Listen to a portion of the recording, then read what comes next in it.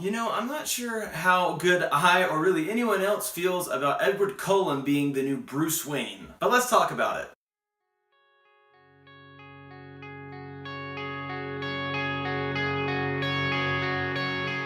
Alright guys, so this video is going to be formatted a little bit differently because I'm responding to some movie news. More specifically, I'm responding to a video from my buddies at Nerdy Blurb TV. They released a video earlier this morning about the breaking news that Robert Pattinson, yes, Edward Cullen from Twilight, that Robert Pattinson, is going to be the next Batman. This is for the role in the upcoming Matt Reeves trilogy that was going to originally be starring Ben Affleck, and then Ben Affleck was fired, or I guess left, I'm not really sure. The future of DC has been murky for quite some time, and this is one of many new decisions that have been made in hopes of a new direction of their future. And so, of course, how do I feel about Robert Pattinson being cast as Batman? I, like many of you, have very many reservations. When I think of Robert Pattinson, like a lot of you guys, I think instantly of the Twilight films. I think of how poorly those movies are made. I think of the bad acting performances that are given through all of the films. However, unlike most people, I have plenty more exposure to Robert Pattinson and some of his other roles that he's done as of more recently that give me hope. But before we get into those, I want to talk about subverting expectations through acting performances. There are so many great examples out there, all throughout film history, of actors breaking typecasting and giving excellent performances in doing so. Some that come to mind are Leslie Nielsen in Airplane, Steve Carell in Foxcatcher, John Krasinski in 13 Hours and A Quiet Place, Tom Hanks in Philadelphia. And even in the history of the Batman franchise itself, we have 2 times that typecasting was broke and the results were fantastic. Heath Ledger was not at all who we thought would make a good Joker back in the day. In fact, if you go back and look hard enough on the internet, you can probably still find some reactions out there to when he was announced as the Joker and nobody was happy. In fact, there were a lot of people who were extremely pissed off about that choice. And boy were we proven wrong. Or go back even further in the Batman catalog to Michael Keaton. I mean, think about this. It's hard to see it now because most of us have grown up with that Tim Burton Batman and Michael Keaton giving that great performance. But back then, 30 years ago, Michael Keaton was Beetlejuice. He was a comedian. He was not a dark and brooding actor. And he was not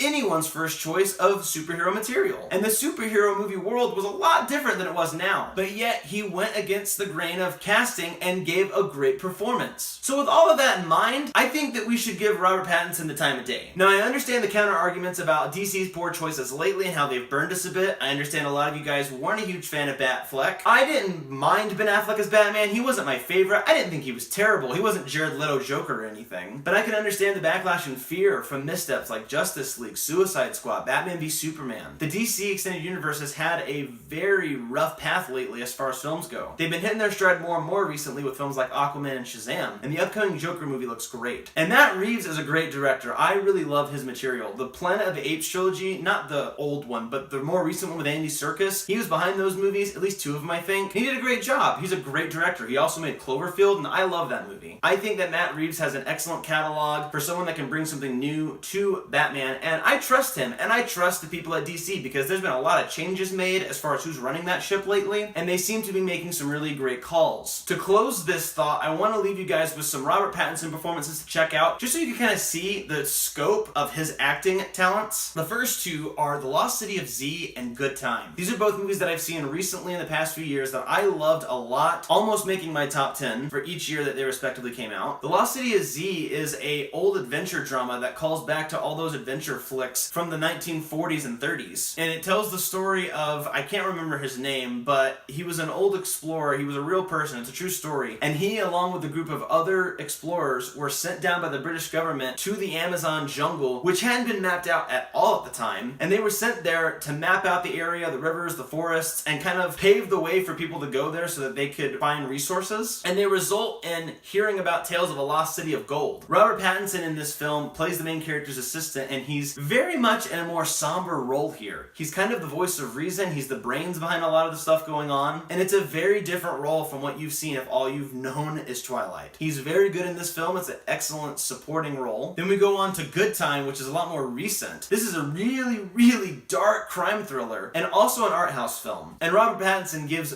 probably his strongest performance in his entire catalog. I can't say that for sure because I haven't seen all of his movies, but I'm legitimately upset that this movie was not nominated for Best Actor. He He gives a terrifyingly vicious and raw performance here, almost in line with what could be perfect as a villain in the Batman franchise. Those two roles alone are films that I've seen of his that just show how broad his range is. There's also the post-apocalyptic sci-fi thriller The Rover, which I have not seen but I've heard is great. And then there's art house sci-fi A24 film High Life that's in theaters right now in limited release. This movie unfortunately hasn't come anywhere near me, so I haven't seen it yet either, but it does come out on Blu-ray in a couple of months, so I'll be checking it out as soon as it comes out. But from the trailer of those two movies, and on the strength of what I've seen of him in Good Time and The Lost City of Z, I am confident in his acting abilities, and I think that he is the type of actor that could subvert those expectations. Now, nothing is a guarantee, but I'm just asking people to have a little bit of hope. Look into some of these performances, even some of the other ones that I've mentioned, of people subverting expectations through their acting performances. I think you'd be surprised at what certain actors are capable of. So that's all I gotta say about the new Batman Robert Pattinson role. So let me know what you guys thought about the announcement. Are you mad? Are you excited? Let me know in the comments below. As always, like, share, and subscribe, and I'll see you next time.